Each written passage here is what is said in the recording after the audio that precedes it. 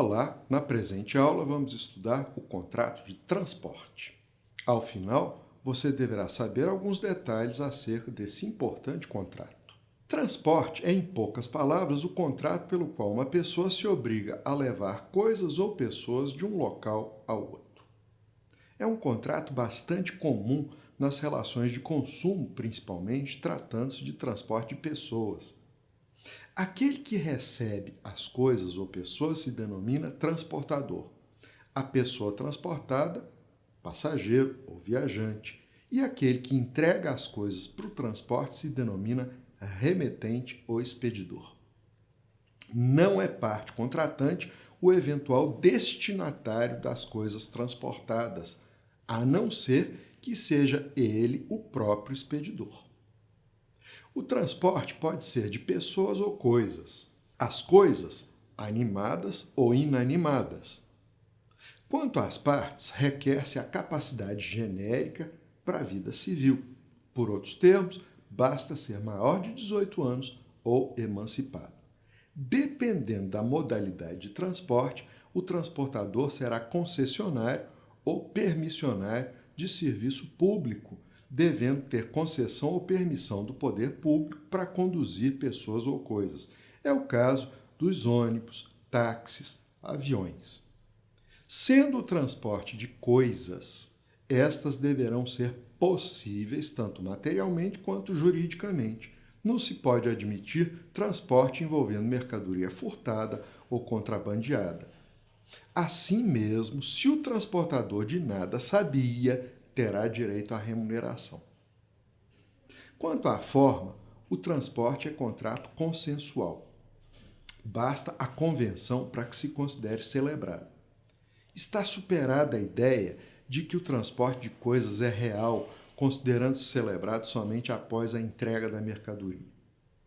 Tratando-se de transporte de passageiros, pode ser que se emita um bilhete de passagem, mas nem sempre.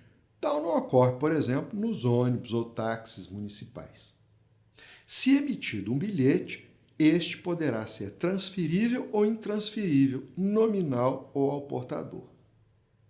Sendo o transporte de coisas, poderá ser emitido pelo transportador o que se chama de conhecimento de transporte.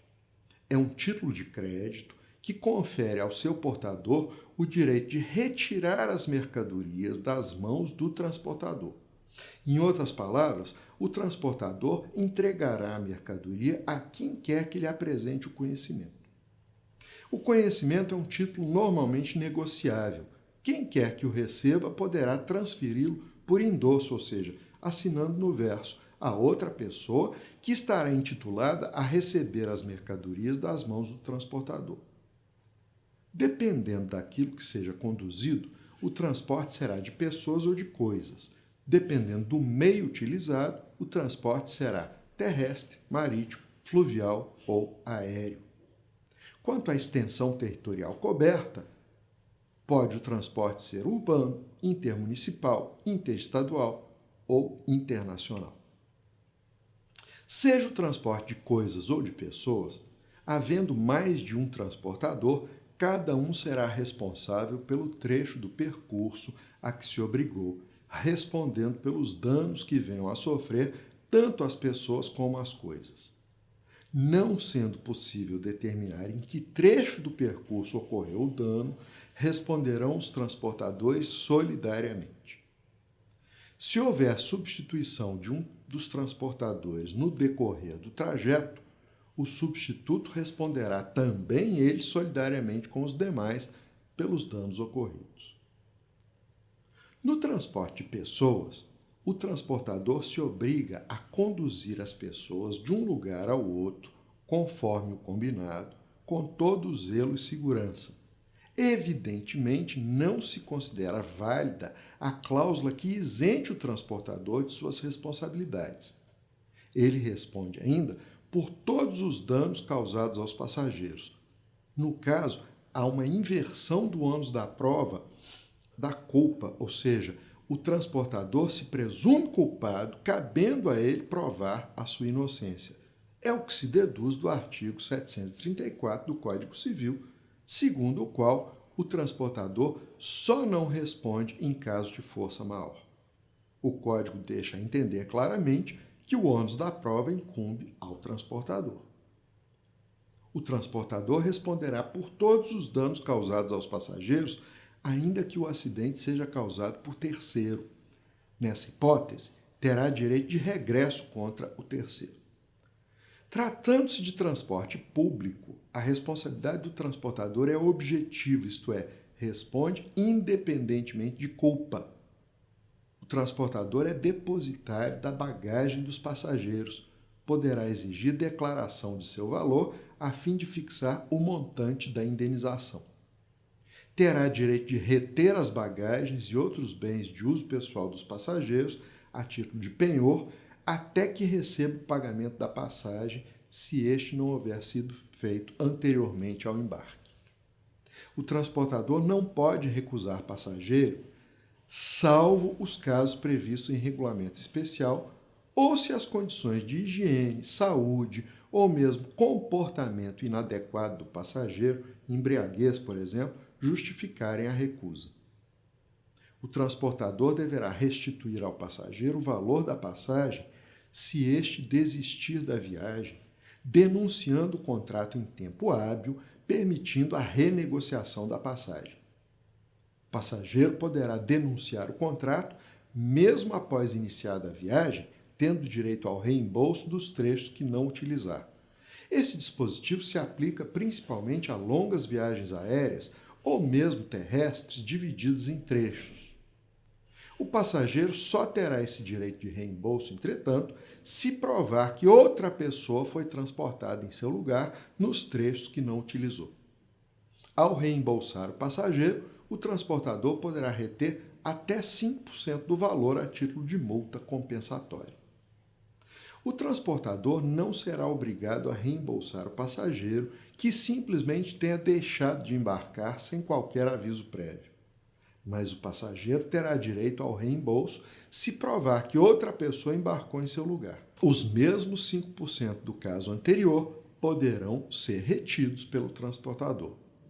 É muito comum a fixação de listas de espera em viagens aéreas exatamente para suprir os lugares dos eventuais passageiros desistentes. O transportador deverá respeitar os horários e o itinerário prefixados, sob pena de responder por perdas e danos, incumbindo a ele a prova da sua inocência. Se a viagem for interrompida ou adiada, ainda que por motivo imprevisível e alheio à vontade do transportador, deverá ele disponibilizar outro veículo da mesma categoria para a realização do transporte. Se o passageiro anuir, o veículo poderá ser de qualidade inferior ou o transporte poderá se dar por outro meio. Por exemplo, se por causa do mau tempo a viagem aérea se tornar inviável, poderão os passageiros ser transportados por meio terrestre, desde que consintam. Ademais, o transportador é obrigado a oferecer às suas custas alimentação e hospedagem para os passageiros. A principal obrigação do passageiro é remunerar o transportador conforme o que haja sido combinado. Além disso, caberá ao passageiro portar-se com decência e educação, além de contribuir no que puder para que o transportador desempenhe bem o seu dever. Deverá, assim, se for o caso, indicar-lhe a rota, sempre seguindo as suas instruções. Se o passageiro contribuir com sua conduta para a produção de danos, deverá indenizar o transportador. Se os danos sofridos pelo passageiro se derem por desrespeitar ele as instruções e normas regulamentares, o transportador terá direito de reduzir a indenização proporcionalmente à culpa do passageiro. No transporte de coisas, a principal obrigação do transportador é conduzir as coisas que lhe hajam sido confiadas ao local de destino no prazo ajustado, zelando por sua segurança e integridade. No momento em que o transportador receba as coisas para transporte, tem início a sua responsabilidade. Esta se restringirá ao valor mencionado no conhecimento de transporte. termina a sua responsabilidade no momento em que as coisas sejam entregues ao destinatário. O transportador deverá emitir conhecimento de transporte, identificando as coisas a serem transportadas, bem como seu valor, assim que as receber. É obrigação do transportador recusar coisas cujo transporte ou comercialização sejam proibidos ou que venham desacompanhados dos documentos exigidos por lei ou norma interna do transportador. As coisas guardadas nos armazéns do transportador, em virtude do contrato de transporte, aplicam-se às normas do contrato de depósito. O transportador, salvo disposição contrária no conhecimento, não é obrigado a dar aviso de chegada ao destinatário, nem é obrigado a entregar as coisas em seu domicílio. Em outras palavras, é o destinatário que deverá procurar pelas coisas transportadas, seguindo o horário e local combinados para a entrega. Se o transporte não puder ser efetivado ou sofrer longa interrupção, o transportador contactará o remetente para instruções, devendo zelar pelas coisas transportadas. Vindo estas a perecer ou a se deteriorar, o transportador indenizará o prejudicado, salvo se provar a sua inocência. Se a interrupção ou impedimento perdurarem sem culpa do transportador, poderá ele depositar as coisas em juízo ou vendê-las, desde que, comunicado o remetente, este não se pronuncie em tempo razoável. Se o depósito for efetuado nos próprios armazéns do transportador, terá ele direito à remuneração, desde que o impedimento não seja atribuível à culpa sua. Sendo o impedimento atribuível à culpa do transportador, deverá depositar as coisas, mas continuará responsável por elas perante o remetente ou o destinatário. Assim, se as coisas levadas a depósito se perderem ou se deteriorarem, a responsabilidade será do transportador, que terá direito de regresso contra o depositário. Poderá se eximir da responsabilidade se provar que o fato danoso teria ocorrido mesmo que as coisas não tivessem sido levadas a depósito. No caso anterior, o transportador poderá vender as coisas transportadas se forem perecíveis. De qualquer maneira, seja o impedimento devido à culpa do transportador ou não, deverá ele comunicar o remetente do depósito ou da venda que tenha realizado. O transportador responde pelas avarias sofridas pelas coisas que transportar, a não ser que prove caso fortuito ou de força maior. Mas o destinatário deverá vistoriar a mercadoria assim que a receber, reclamando das avarias imediatamente, sob pena de decadência instantânea. Se, entretanto, as avarias não forem perceptíveis à primeira vista, o destinatário terá 10 dias contados da entrega para reclamar. Na dúvida a respeito de quem seja o destinatário, o transportador deverá obter instruções do remetente. Se as não receber, deverá depositar a mercadoria em juízo. Tratando-se de coisas perecíveis, o transportador deverá vendê-las e depositar o saldo em juízo. Se o transporte for cumulativo, ou seja, se houver vários transportadores, cada um responsável por um trecho, responderão todos solidariamente pelos danos causados. No entanto, se provarem que os danos ocorreram no trecho da responsabilidade de um deles, apenas este responderá perante o remetente. O remetente ou expedidor, ao entregar a coisa ao transportador, deverá caracterizá-la por sua natureza, valor, peso, quantidade, fornecendo todas as demais características que forem necessárias para individualizar a coisa, diferenciando das suas congêneres. O remetente deverá também identificar o destinatário, pelo menos pelo nome e endereço. O transportador poderá exigir do remetente 2 vias assinadas da relação das coisas a serem transportadas. Uma delas faz parte do conhecimento de transporte. Se o remetente falsear informações, causando dano ao transportador, este poderá propor ação indenizatória no prazo de 120 dias contados da data em que foram dadas as falsas informações. O Código Civil se refere a esse prazo de 120 dias como decadencial. A meu ver, ele se engana, porquanto se trata de ação de caráter condenatório, sendo, pois, o prazo de prescrição e não de decadência. Se a ação é condenatória, diz respeito a direito a uma prestação, ao qual corresponde a responsabilidade do devedor pelo inadimplemento ou pretensão do credor, como queiram. É exatamente essa responsabilidade ou pretensão que é extinta pela prescrição. Está sujeita, assim, às hipóteses de interrupção e suspensão, como todos os demais prazos prescricionais. Tampouco pode ser decretada de ofício inaudita altera parte, por mais que inconstitucionalmente disponha o legislador em contrário, lá no artigo 332 do CPC.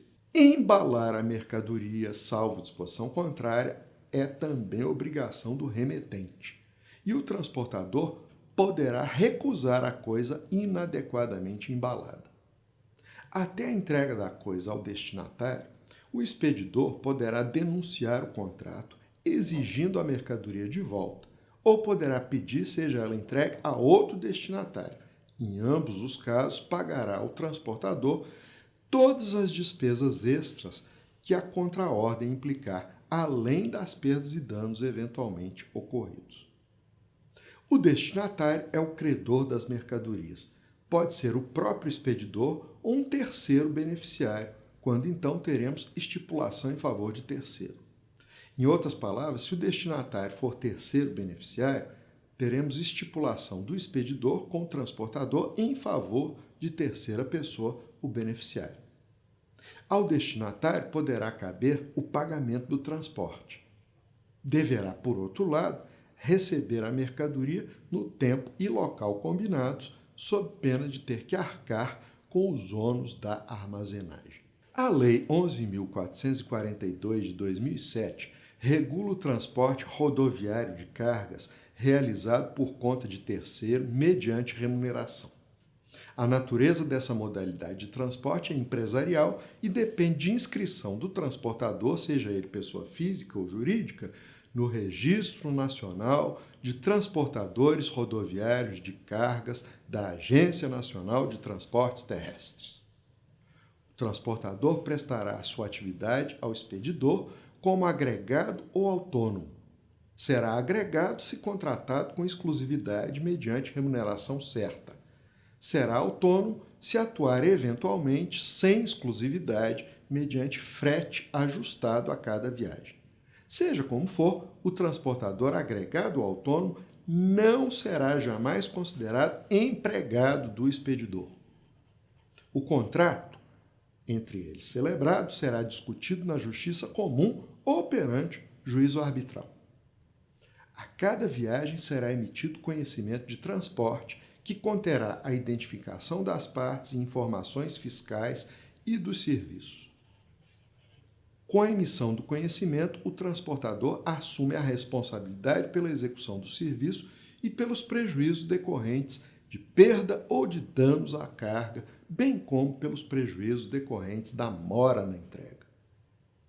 Excluem a responsabilidade do transportador o ato ou fato imputável ao expedidor ou ao destinatário, a inadequação da embalagem, quando imputável ao expedidor, o vício próprio ou oculto da carga, o manuseio, embarque, estiva ou descarga executados diretamente pelo expedidor, destinatário ou consignatário da carga, a força maior ou o caso fortuito. A carga do transporte será sempre segurada contra perdas e danos, devendo o seguro ser contratado pelo transportador, pelo expedidor ou até mesmo pelo destinatário, conforme o que seja combinado. Além desse seguro obrigatório, poderá ser contratado seguro contra danos a terceiros. A responsabilidade do transportador por danos causados às mercadorias se limita ao valor declarado pelo expedidor no conhecimento de transporte, acrescido dos valores do frete e do seguro. Já a responsabilidade pela mora se limita ao valor do frete se outro não for pactuado. O expedidor poderá vir a indenizar o transportador por prejuízos resultantes de inveracidade na declaração de carga ou de inadequação dos elementos que lhe compete fornecer para a emissão do conhecimento de transporte. A responsabilidade oriunda do contrato de transporte prescreve em 1 ano contado do conhecimento do dano pela parte interessada.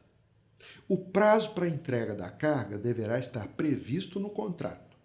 Se não previsto, incumbe ao transportador fixá-lo, informando ao expedidor ou ao destinatário. Caso as mercadorias não sejam entregues em 30 dias da data fixada para entrega, o destinatário ou qualquer pessoa com direito a reclamá-las poderá considerá-las perdidas, configurando-se o inadimplemento do contrato e não mais a simples mora. Por outro lado, comunicado o destinatário da chegada da carga, terá o prazo de 30 dias ou outro previsto no contrato para retirá-la sob pena de se configurar abandono, podendo, neste caso, o transportador se ocupar das mercadorias. É isso. Até mais.